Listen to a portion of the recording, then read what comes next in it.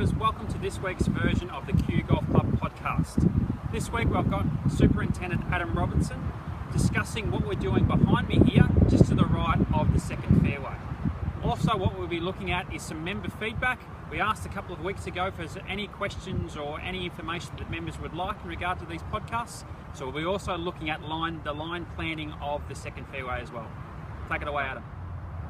Thanks, Matt, and welcome everyone. It's been a few weeks since we've discussed some golf course issues. What we'll talk about today is on Wednesday we commenced work on a brand new bent grass nursery down here on the outside right of the second fairway between sort of Simpsons Lake and the Eastern Freeway.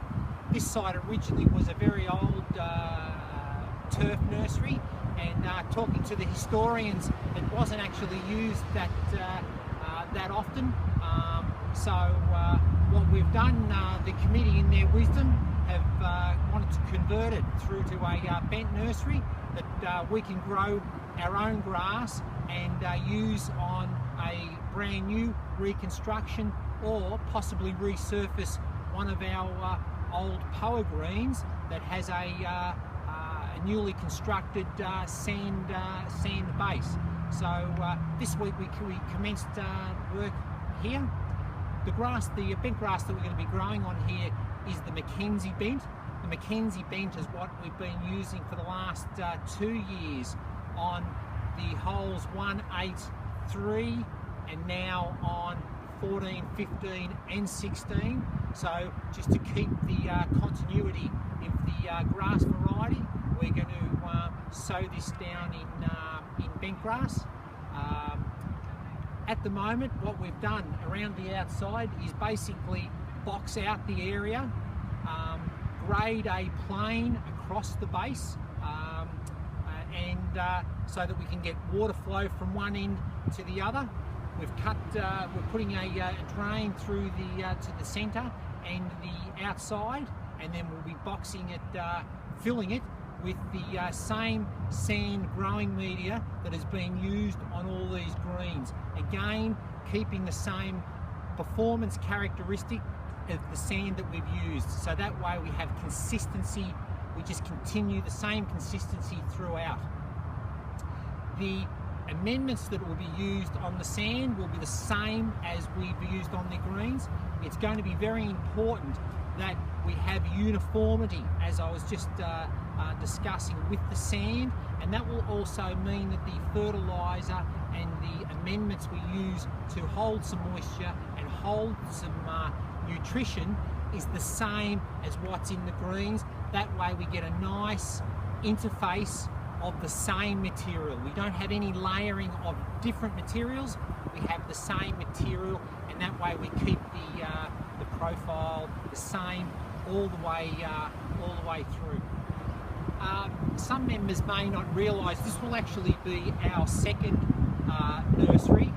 We do have a power green nursery in behind this shed alongside the bike track, which was originally designated for car parking at the old shed, but it wasn't.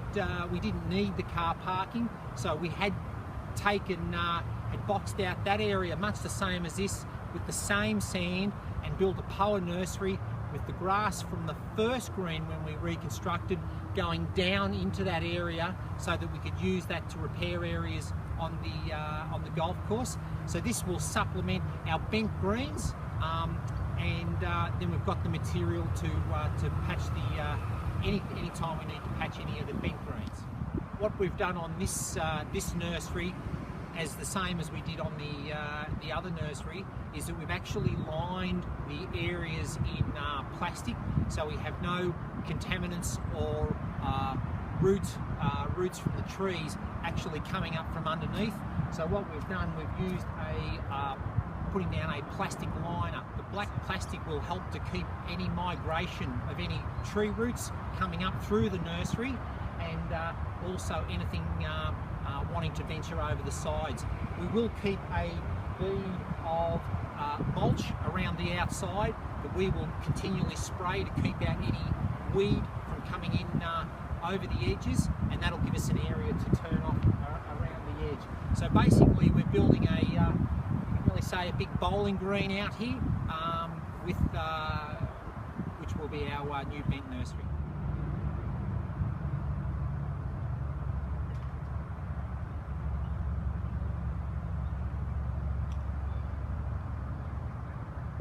Now the other topic that Matt touched on was a question that was asked by a member.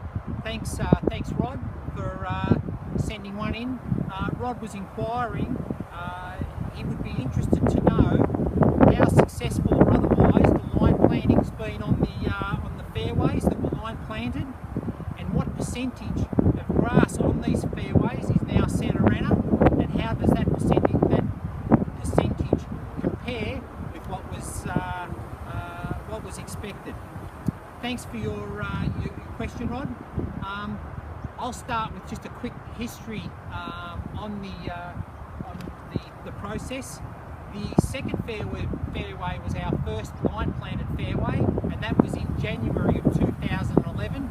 This was done as a trial to see what would be the best form of establishment of the Santarana on our fairways, whether it was going to be a hard lay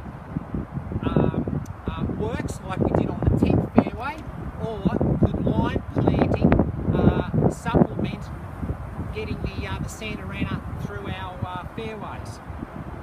With the success of the line planting on the second fairway, the committee ventured into line planting 9 fairways in November of 2011.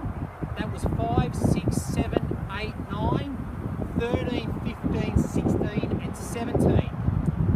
Then again we did some more line planting in October 2013, and that was the 14th fairway, plus some additional areas on the carry on 7 and the left of the 13th and the right and left of the 12th fairway, to try and bulk out and establish more Santarana off what was the hard lay areas, and also to thicken up the roughs.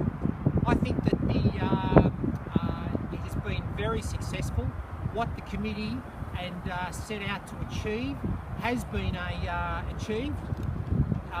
From a percentage point of view, the percentage of establishment has been, I think, variable, and I say that in a positive way because sometimes we were line planting in Santarana into some very thick established native or common cooch, so the percentages of establishment I would say are lower in those areas because it was going into a very established area to start with. But the areas that were very thin, like some areas on the outside here of the second and the front on 16th fairway that didn't have a lot of common cooch in them, have very high percentages of establishment because it didn't have the competition from an existing native cooch to start with. So I think that the percentages of establishment would vary somewhere between the 30 to 60% mark. But overall, as a project for Kew Golf Club, I think it's been very successful. The idea of the cooch was to put it into some of the thinner areas and the poorer quality common cooch areas to bulk them out with a more superior cooch, and it has really thrived on them. We were also hoping that the line planting through of the aggressive Santarana into South African cooch, we were thinking that we might be able to overpower, and the Santarana may dominate the South African. The South African has sort of held its position really. We do have some Santarana through the South African, but it's certainly not challenging for on a site percentage or area percentage basis. One other thing I wanted to point out that with the Santarana is that the Santarana and the South African are both from the Transvalensis family of cooch, and of genetic difference between them, and one of the major genetic differences between the two cooches is that the dormancy period on the Santa Ana is a lot less than the South African, and also the leaf is a much larger leaf on the Santa Ana than in the South African. The South African has a very fine leaf, but they both really come from the same Transvalensis family. So as hard as and aggressively as we push the Santa Ana, the South African's just enjoying the ride, coming along with it. The dormancy in the Santa Ana is far less than the South African, and it's also less than our native or common cooch.